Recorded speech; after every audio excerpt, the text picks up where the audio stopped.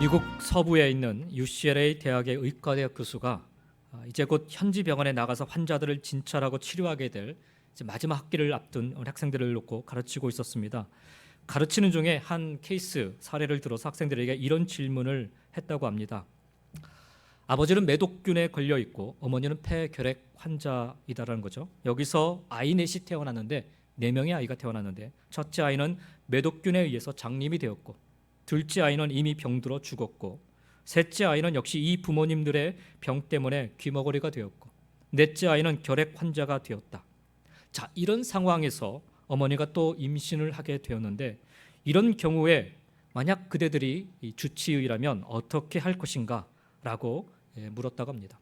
이때 학생들은 입을 모아서 대답을 했다고 합니다. 유산시켜야 된다고.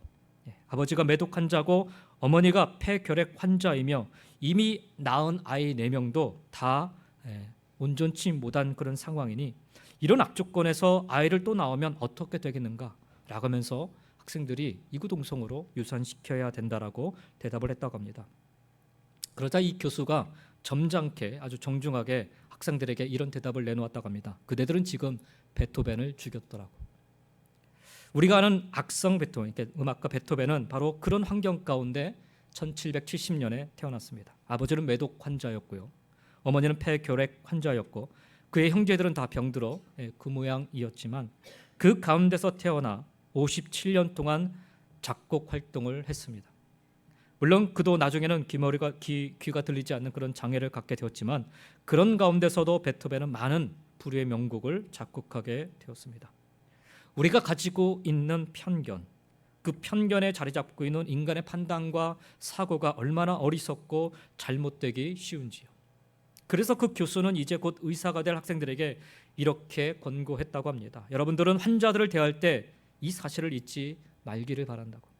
의학적 지식이 좀 있다고 해서 이렇게 저렇게 치료하고 수술하고 없애고 할 것이 아니다라는 거죠. 모름지기 생명은 하나님의 손에 달려 있기에 하나님의 역사가 어떻게 이루어지고 있는가를 생각하고 의술 기술이 있다 할지라도 겸손하게 또 신중하게 환자들을 대하라라고 그렇게 권고했다고 합니다. 짧은 내용이지만 편견에 대해서 깊이 생각해 주는 이야기라 저는 여겨집니다. 여러분이 가지고 있는 편견은 무엇입니까? 대부분의 사람들은 편견이 있습니다. 연약하기 때문에 모든 것을 다 알지 못하기 때문에 쉽게 이 편견에서 벗어나기 힘이 듭니다. 그러나 그런 편견의 경계선에 서 있는 저와 여러분을 향해서 하나님은 오늘 본문 말씀을 통해 말씀하고 계십니다. 함께 이 말씀을 들으시면서 편견의 경계선을 넘어서는 저와 여러분 모두가 다 되시기를 주님의 이름으로 먼저 간절히 축원드립니다. 오늘 본문은 깊은 편견 속에 빠져있던 베드로가 이 편견의 경계선을 넘어서서 이 편견의 늪에서 벗어나는 장면입니다. 고넬료가 욥바에 베드로에게 보낸 사람들이 가이사랴를 출발하여서 밤을 새워가며 욥바를 향해 걸어갔지만 정작 욥바에 있던 베드로는 그런 사람들이 자신을 찾아오고 있다는 사실을 전혀 모르고 있었습니다. 또한 그는 가이사랴의 이방인이었던 고넬료를 아예 알지도 못했습니다. 더 심각한 문제는 히브리파 유대인이었던 베드로는 그때까지 이방인에 대한 복음 전파의 필요성을 전혀 깨닫지 못하고 있었다라는 것입니다. 그동안 베드로가 예루살렘을 넘어 여러 곳을 다니며 복음을 전파하기는 했지만 그러나 그 대상은 항상 이스라엘 지역 안에 있는 이스라엘 사람들에게, 유대인들에게만 국한되어 있었습니다. 그때까지만 해도 베드로에게 예수 그리스도의 복음은 하나님의 선민인 이스라엘 사람들만 누릴 수 있는 이스라엘 사람들의 전유물일 그런 따름이었다라고 그는 생각하고 있었어요. 그런 상황에서 이방인인 고넬료가 보낸 사람들이 혹시 그를 찾아온다 한들 베드로가 그 이방인의 요청에 굳이 응해야 할 까닭이 없었습니다. 오히려 고넬료가 베드로를 직접 만나러 오는 것도 아니고요. 베드로에게 자신을 만나러 오라고 하는 것이니 베드로가 있는 곳에서 약 한 40여 명 이렇게 떨어진 곳에서 앉아서 베드로에게 자신을 찾아오라고, 자신에게 좀 오라고 그렇게 요청하고 있느니 굳이 베드로가 이방인의 그 요청에 응할 이유가 더더욱 없었던 거지요. 이와 같은 정황만을 놓고 본다면 세 사람을 베드로에게 보낸 고넬료나 그의 명을 받고 밤을 새워 베드로를 향해 나아가고 있던 그 세 사람이나 혹은 그 모두가 다 공연한 헛수고를 하고 있는 것처럼 보입니다. 그러나 그것은 고넬료가 자기 뜻대로 자기 임의대로 행한 일은 아니었지요. 말씀해 보면 우리가 이제 사도행전 10장 오늘 9절부터 봤지만 앞장의 말씀을 보면 가이사랴인 이방인인 고넬료로 하여금 욥바의 베드로를 모시도록 청하도록 명하신 분은 하나님이셨어요. 하나님께서 하라 하신 이상 행하기만 하면 하나님께서 그 결과를 책임져 주실 것임은 당연한 일이었습니다. 하나님께서는 어떤 경우에도 우리 인간을 상대로 빈말을 하시는 분이 아니시기 때문이죠. 오늘 본문의 배경을 조금 더 설명해 보면요, 고넬료가 세 사람을 욥바로 보낸 그 이튿날이었습니다. 밤을 새워 길을 걸은 그들이 마침내 욥바에 가까이 이르렀을 때 바로 그때였습니다. 그때 시각이 유대인들의 시각으로 제6시, 오늘날 우리 시간으로 따지면 낮 12시였습니다. 그 시각은 당시 유대인의 관습상 3번 드리는 기도 시간 중에 하나였습니다. 3시, 6시, 9시. 유대인의 시각으로는 그렇게 기도하였습니다. 바로 그 시각에 베드로는 기도하기 위해 옥상으로 올라갔습니다. 그리고 그곳에서 기도하다가 베드로는 지금껏 경험해보지 못하였던 아주 특별한 환상을 보게 되었습니다. 하늘로부터 큰 보자기 같은 그릇이 내려왔는데 그 속에는 유대인들이 부정하게 여기는 온갖 짐승과 온갖 새들이 들어있었습니다. 그런데 하나 음성이 들려지기를 그것을 잡아 먹으라라는 것입니다. 아무리 환상 중이라 할지라도 베드로는 부정한 음식을 먹을 수는 없었습니다. 그래서 그 음성에 대해서 베드로는 자신은 속되고 깨끗하지 않은 것은 결코 먹지 않는다라는 답변으로 응대를 합니다. 그때 하나님께서 깨끗하게 하신 것을 네가 속되다 하지 말라라는 음성이 베드로의 귀에 다시 들립니다. 그리고 그와 똑같은 일이 3번이나 반복되었습니다. 환상 속에서 베드로가 부정하다고 간주한 온갖 짐승과 새들은 사실은 이방인의 상징이었습니다. 당시 베드로를 비롯한 유대인들은 이방인을 부정한 존재로 간주하고 있었습니다. 그러므로 베드로가 보았던 이 환상의 의미는 하나님께서 이스라엘 백성을 죄에서 구원해 주셨듯이 이방인의 죄 역시 씻어 주셨으니 이방인을 받아들이기를 꺼리지 말라라는 그런 뜻이었던 것입니다. 그래서 똑같은 환상과 또 하나님께서 깨끗하게 하신 것을 네가 속되다 하지 말라라는 동일한 음성이 3번씩이나 반복되었던 것입니다. 하나님께서 구원의 복음을 유대인들만의 전유물로 잘못 이해하고 있던 이 베드로의 편견을 교정해 주시기 위함이었던 것입니다. 그러나 이것에 대한 베드로의 반응을 17절 상반절에 보면은 이렇게 전해주고 있습니다. 베드로가 본 바 환상이 무슨 뜻인지 속으로 의아해하더니라고 그렇게 베드로의 반응을 적고 있습니다. 여기 우리말로 의아해하다라고 번역된 헬라어 디아포레오는 당황하다, 당혹스럽다라는 그런 뜻을 갖고 있습니다. 베드로는 자신이 보고 들은 환상과 음성이 무슨 뜻인지 의아해했을 뿐만 아니라 아주 당황했고 당혹스러워했습니다. 똑같은 내용의 환상과 음성을 3번씩이나 되풀이하여 보고 들었음에도 그것이 무엇을 의미하는지 깨닫지 못해서 무척이나 당혹스러워했던 것입니다.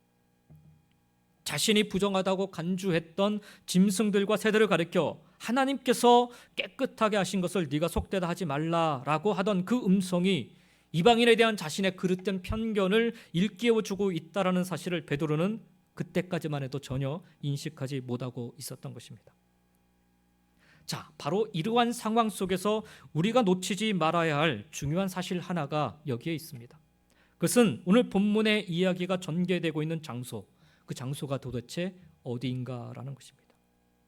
우리가 9절부터 봤는데 10장 6절 말씀을 돌이켜 한번 보시기 바랍니다. 10장 6절에 보면 지금 이 사건이 전개되고 있는 곳은요, 바로 욥바의 그 바닷가에 위치한 무두장이 시몬의 집 옥상이었습니다. 무두장이는 가죽을 만드는 사람을 뜻하는 말입니다. 가죽 제품을 만드는 사람. 그래서 옛날 성경에는 피장이라는 그런 표현을 쓰고 있습니다. 베드로가 욥바에 이르게 된 것은요, 욥바의 그 다비다가 여제자 다비다가 죽었을 때 욥바의 그리스도인들이 마침 인근 룻다에 와 있던 베드로를 욥바로 청했기 때문에 그렇습니다. 그리고 욥바에 당도한 베드로가 기도하여서 이 여제자 다비다가 다시금 살아나게 되었습니다. 죽은 사람이 살아났어요. 그러니 여러분, 그 사실을 목격한 다비다를 좋아하도 다비다를 따르던 그 사람들뿐만 아니라 그 욥바 지역에 있는 모든 사람들이 이 놀라운 능력을 지닌 베드로를 어떻게 이겼을까요?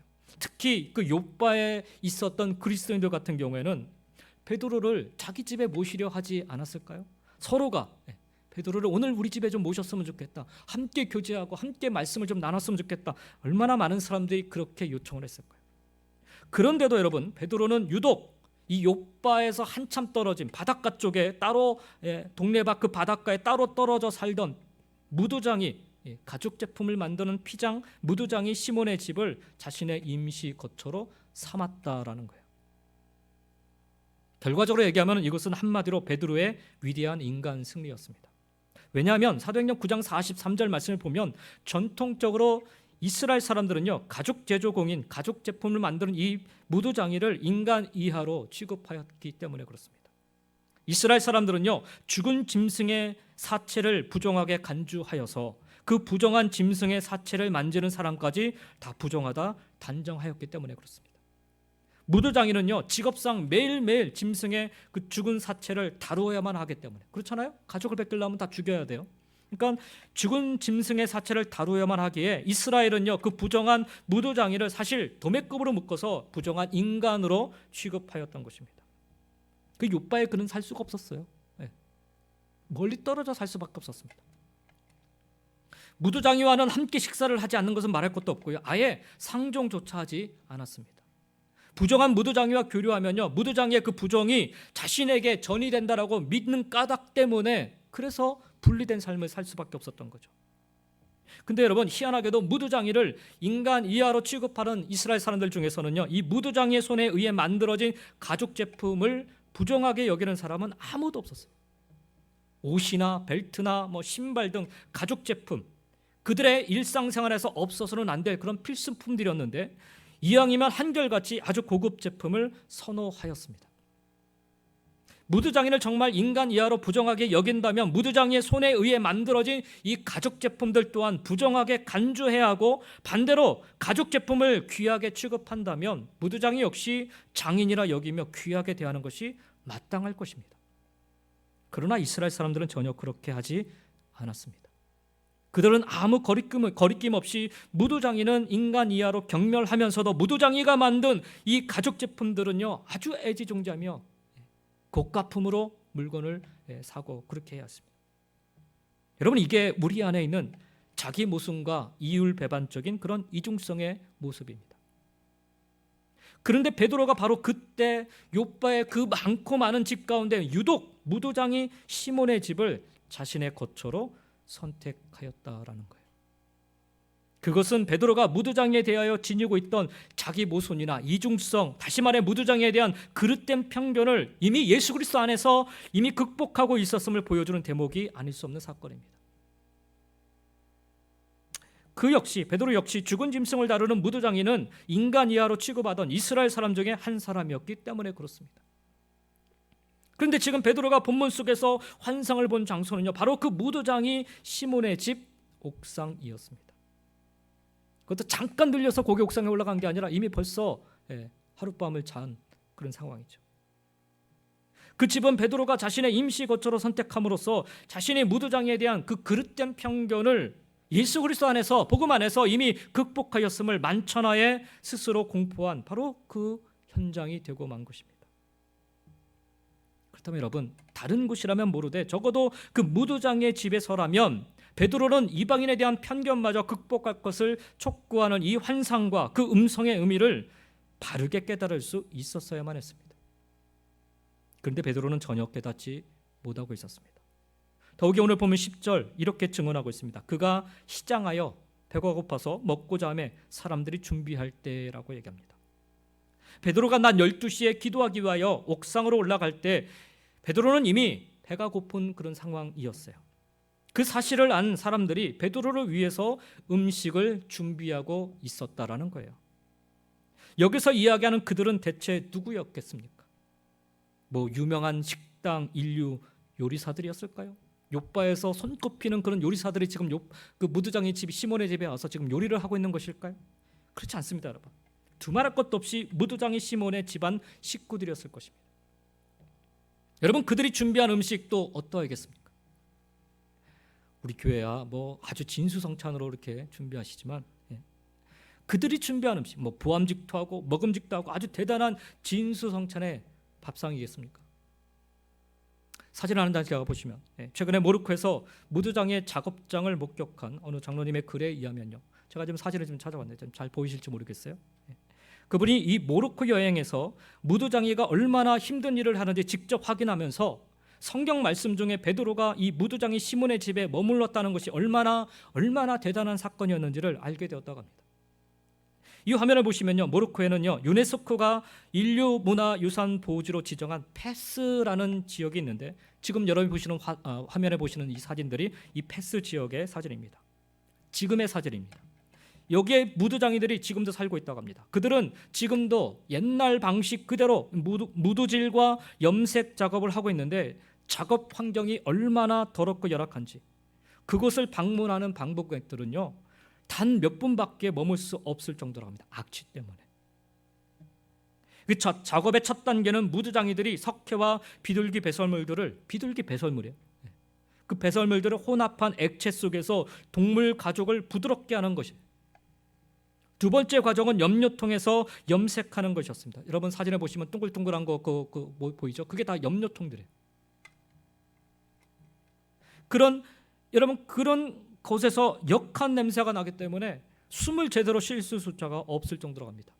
맨 마지막 하단에 보면 그 건물 사진이 보이는데 얼마나 그 냄새가 독하고 약한지 건물이 다 삭을 정도예요. 여러분 이게 오늘날의 무두장이의 모습이라면 2000년 전에 그 욥바의 무두장이 시몬의 처지는 지금보다 못했으면 못했지 결코 나을 리가 없을 것입니다. 그의 작업이 얼마나 더럽고 역한 냄새를 풍겼으면 외딴 바닷가에 따로 떨어져 살아야만 했을까요? 인간 취급조차 받지 못한 채 그 힘든 일로 생계를 꾸려가는 그에게 집과 작업장이 뭐 따로 구별되어 있었겠습니까? 집이 작업장이고 그 작업장이 집이었겠죠. 그렇다면 여러분 생각해 보십시오. 역한 냄새가 진동하는 그 무두장이 시몬의 집에서 만든 음식이 무슨 진수성찬이 될 수 있겠습니까? 설령 진수성찬이란들 숨도 제대로 쉬기 어려울 만큼의 역겨운 냄새 속에서 엄청나게 맛있는 음식을 과연 먹을 수나 있을 수 있을까요? 그런데도 베드로는 그 무두장의 집에서 유숙하면서 무두장이의 그 집안 식구들이 만들어준 음식을 그 전날에도 먹었고 오늘 아침 그 본문 속에 당일 아침에도 먹었고 이제 곧 점심으로도 먹을 판이었습니다. 무슨 말입니까? 이미 이 무두장에 대한 편견을 극복해 버렸다라는 거예요.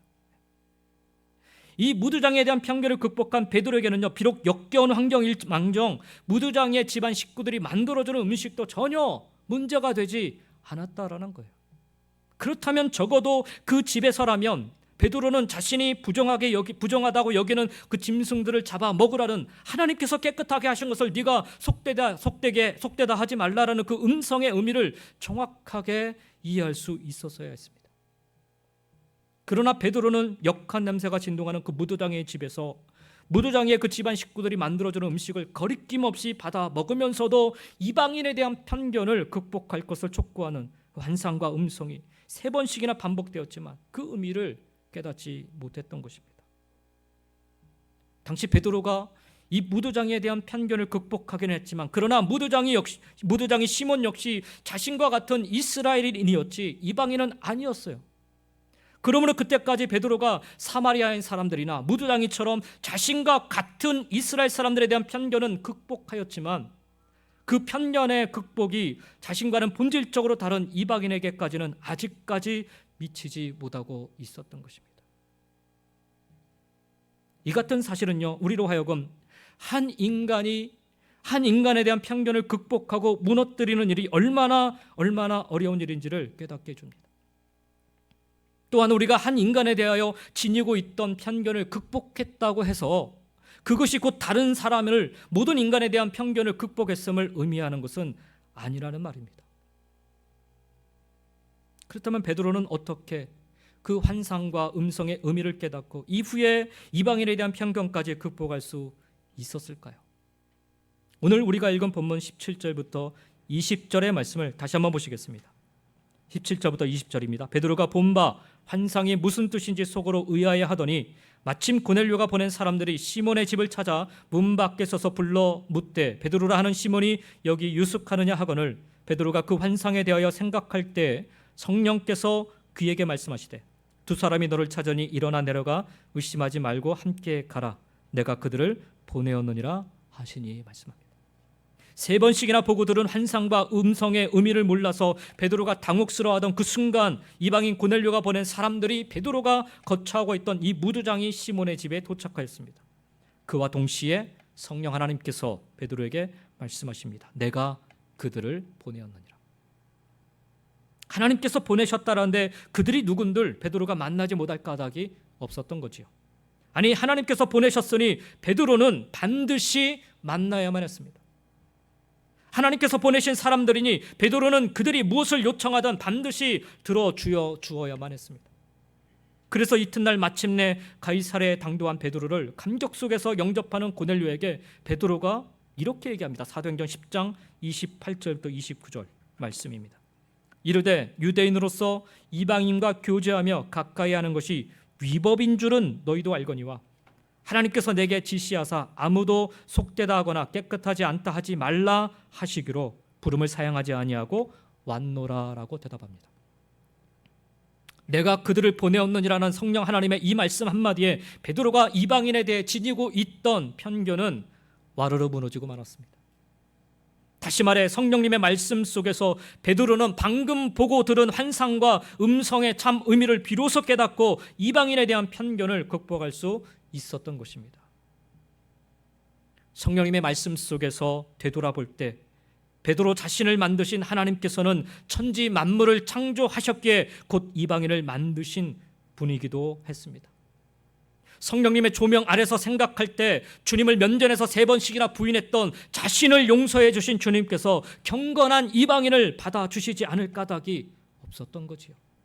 성령님의 빛 속에서 살펴볼 때 갈릴리의 하찮고 무식한 어부였던 자신을 구원해 주신 하나님께서 자기보다 나은 이방인을 구원해 주시지 않을 리가 없었던 것입니다. 한마디로 이방인은 천하게 여기거나 배척할 대상이 아니라 그리스도 안에서 더불어 함께 살아가야 할 한 형제요 자매였던 것입니다.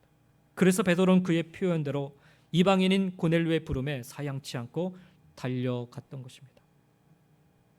베드로가 성령 하나님의 말씀에 순종했기에 가능한 일이었습니다.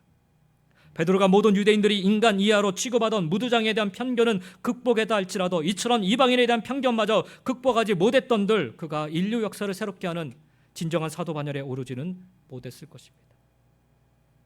사랑하는 성도 여러분, 한 인간에 대한 편견의 극복이 다른 인간이나 모든 인간에 대한 편견의 극복을 의미하는 것이 아님을 여러분 잊지 마시기 바랍니다.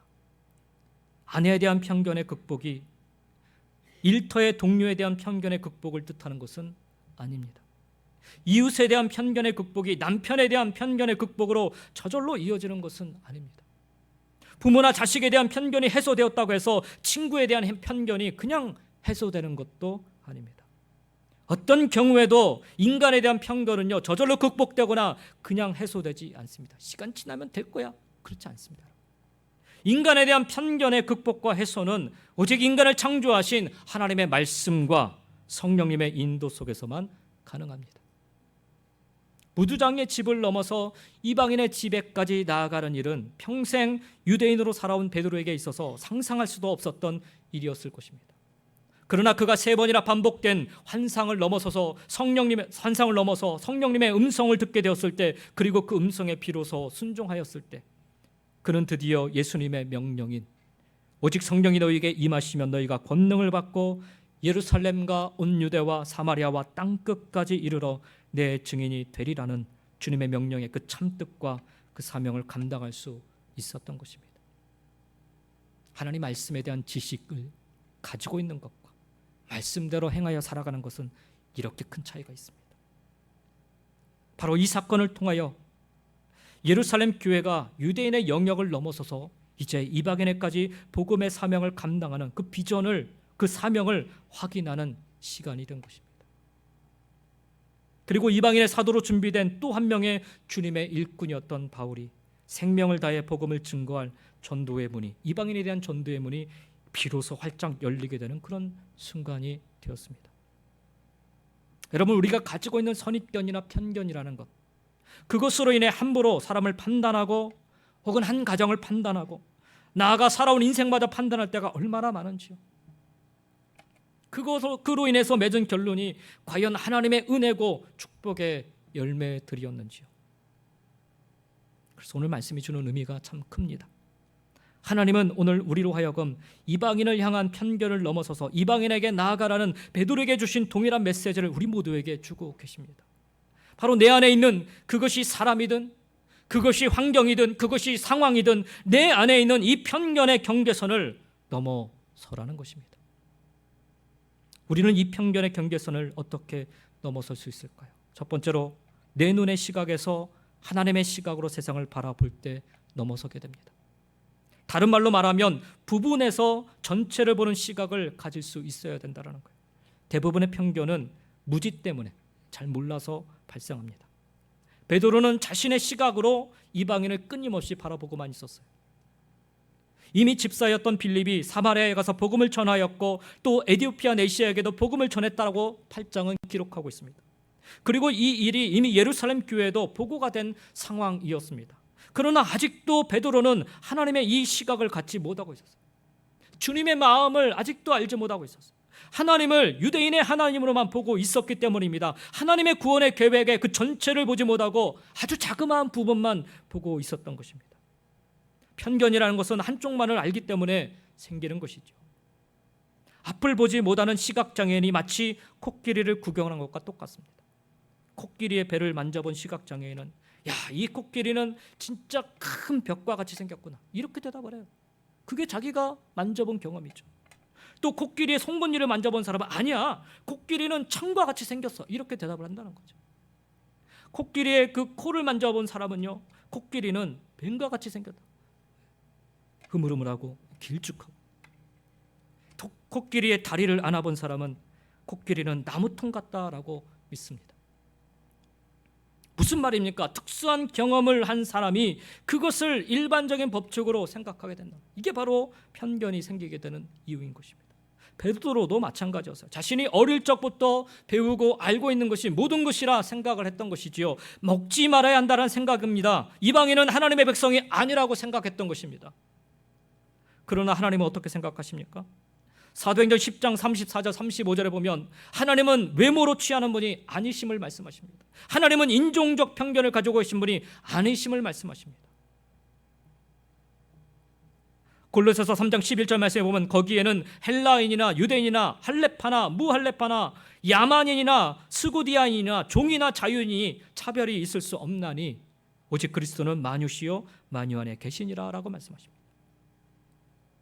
지금 무능하다고 해서 나는 가치 없는 존재라고 여러분 생각하지 마시기 바랍니다. 하나님이 나를 버렸다고 생각하지도 마시기 바랍니다. 죄를 지었다고 나는 이제 멸망받는다 생각하지 마시기 바랍니다. 하나님의 눈으로 나를 바라보고 하나님의 눈으로 이웃과 세상을 바라보시기 바랍니다.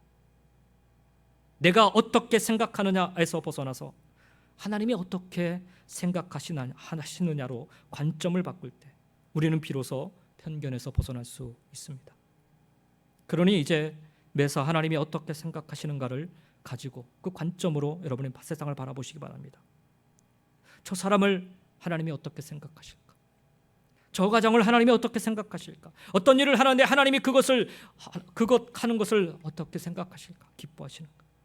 여러분이 이렇게 생각하면 우리가 조금이나마 편견의 늪에서 벗어날 수 있습니다. 편견의 경계선을 넘어설 수 있는 것입니다. 두 번째는 내 경험을 전부라 생각하지 말고 하나님의 말씀을 전부라 생각하시기 바랍니다. 사람은 자신이 경험한 것이 전부라고 생각하고 그것을 절대화시킬 때 이 편견이라는 감옥에서 벗어날 수가 없습니다. 베드로는요, 어릴 때부터 유대인으로 자랐습니다. 이제까지 한 번도 부정한 음식을 먹지를 않았어요. 부정한 것을 먹는 것은 그에게 죽음과도 같은 것이었습니다. 그리고 그것이 바른 것이라는 것을 확신을 가지고 있었습니다. 그러니 하나님이 3번이나 말씀하셨는데도 불구하고 그가 따르지 않았던 것입니다. 여러분, 이처럼 우리의 편견은요, 의외로 아주 완강합니다.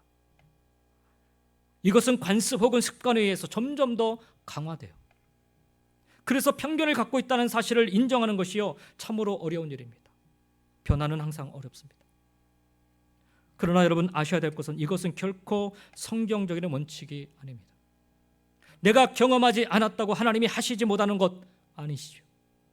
내가 알지 못한다고 없는 것이 아닙니다. 우리가 경험하면 얼마나 경험하고 알면 얼마나 알겠습니까?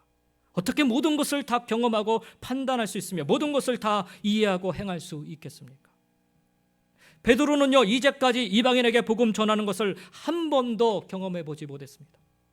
그러나 자신이 경험하지 못했다고 해서 하나님이 이방인을 버리셨습니까? 이미 출애굽 시기부터 이방인들이 구원을 받기 시작했어요.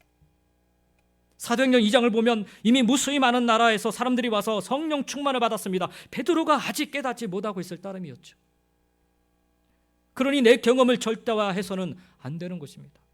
내가 경험하지 못했다고 해서 그 일이 이루어지지 않는다고 말해서는 안 됩니다. 그저 내가 경험하지 못했어도 하나님의 말씀이면 그것을 믿고 그것을 받아들여야 되는 것입니다.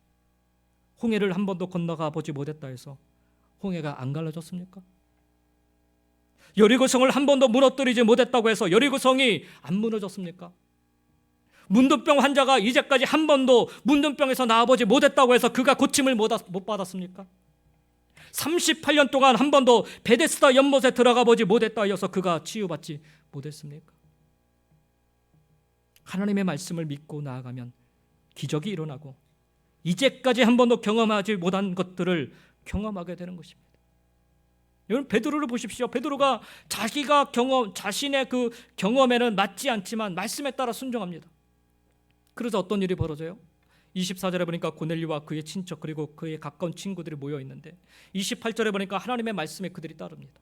38절에 그들에게 예수님을 전하고요. 44절에 가서 보니까 그때 모든 사람들이 다 성령을 받게 됩니다. 그리고 45절 베드로가 아주 놀랍니다.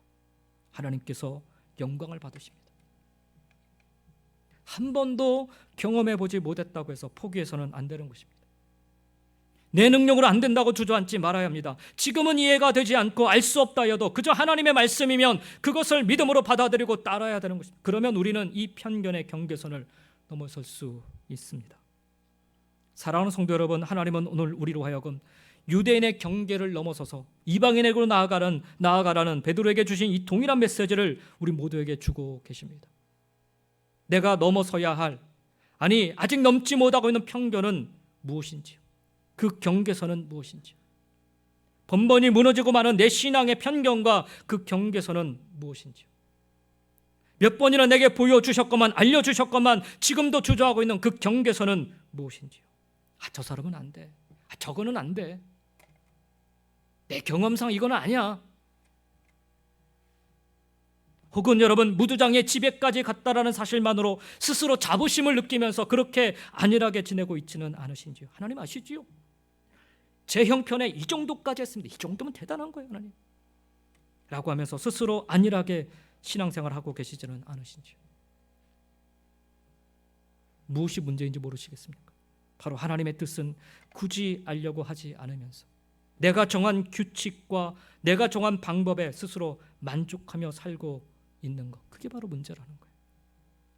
하나님은 지금 여러분에게 지금 머물고 있는 그 자리가 아니라 조금 더 나아가기를 원하고 계십니다. 그것은 동족으로부터의 비난과 핍박, 나아가 살해 협박까지 받을 수 있는 그런 위험 부담이 큰 곳일 수 있습니다. 그 정도로 큰 일이 아니어도 내 삶의 작은 부분에서도 이것을 우리는 생각해 볼 수 있습니다. 지금 내 처지에 잠을 줄여가면서 피곤을 무릅쓰고 기도의 자리로 예배의 자리로 나아가라니요. 하나님 아시잖아요. 내가 그렇게 하면 하루 무리하면 제 삶의 그 리듬이 다 깨져서 일주일 그냥 다 날아가 버려요. 날 그토록 무시하고 비난했던, 날 그토록 싫어하던 그 사람에게 하나님 용서하고 사랑을 베풀라니요. 하나님 아시잖아요. 그래봤자 그 사람 내 선의를 제대로 받아줄 리가 없습니다. 실제로 그 사람 그렇게 바뀌지도 않아요. 내 진심을 알 리도 없고 하나님 그 사람 알잖아요. 여러분 이게 우리가 갖고 있는 그런 편견이라는 거죠. 그렇게 우리는 우리 스스로 세워놓은 편견의 경계선을 무너뜨리지 못하고 오히려 더욱 굳게 세워가고 있지는 않으시죠. 그러나 하나님은 그 경계선을 무너뜨리고 그 경계선을 밟고 넘어서서 나아가라 말씀하십니다. 그래야 이방인에까지 하나님의 복음이 전파될 수 있기 때문입니다. 그래야 하나님의 뜻이 이루어지기 때문입니다. 그리고 그것이야말로 정말 하나님이 원하시는 뜻이기 때문입니다. 여러분 아시지요? 하나님은 나만 사랑하시는 분이 아니십니다. 하나님은 내 가장만 사랑하시는 분이 아니시고요. 하나님은 나의 일터만 사랑하시는 분이 아니십니다. 하나님은 우리 교회만 사랑하시는 분이 아니십니다. 하나님은 이 세상을 사랑하시는 분이십니다. 이 세상 모든 사람을 사랑하시되 당신의 아들 독생자를 십자가에 달려 죽게 하시기까지 사랑하시는 분이십니다. 이처럼 사랑하시는 분이십니다. 그리고 그토록 사랑하시는 분이십니다. 제가 아까 시작에도 말씀드렸지만 하나님이 세상을 이처럼 사랑하사 독생자를 주셨어요. 여기서 독생자를 주신 것은요, 예수님 잘 믿는 사람에게 독생자를 주신 게 아니에요. 여러분, 아주 개망난이로 사는 사람에게도 하나님은 이 독생자 아들을 주셨어요. 사랑하시기 때문에 주셨어요. 그러니 우리 편견으로 갈라서는 안 되는 거예요. 우리 편견으로 판단해서는 안 되는 것입니다. 그를 믿는 자마다 멸망하지 않고 영생을 얻게 하려 하심이라. 이게 하나님의 뜻이라는 거죠. 이게. 근데 자꾸 내 뜻으로 자꾸 판단하려 한다는 거죠. 사랑하는 성도 여러분, 하나님의 음성에, 성령님의 이끄심에 순종하시기 바랍니다. 베드로의 순종이 결국 온 인류를 위한 구원의 문을 활짝 열어젖히는 결과를 낳았습니다. 여러분, 사도 바울이 위대해서 이방인의 선교가 시작된 게 아니에요. 여러분, 복음에 대해 순종했던 베드로나 유대인들의 그 순종의 마음, 순종을 통해서 이제야 비로소 이방인에 대한 선교문이 열리게 되었고, 그 일에 사도 바울이 쓰임받게 된 것입니다. 안 그랬으면 여러분, 예루살렘 교회는요, 예루살렘 교회만으로 자멸할 수밖에 없었어요. 바로 이 치명적인 약점을 극복할 수 있는 결과가 바로 오늘 베드로가 고넬료에게 찾아갔던 그 편견의 그 경계선을 넘어갔던 그 모습이었던 것입니다. 내 눈의 시각에서 하나님의 시각으로 이 세상을 바라보시기 바랍니다. 내 경험이 전부가 아니라 하나님의 말씀이 전부이십니다. 그렇게 오늘 우리가 하나님의 음성에, 성령님의 이끄심에 순종하면 우리가 상상도 못한 구원의 역사하심이 바로 여러분의 삶을 통해 기적처럼 나타날 것입니다.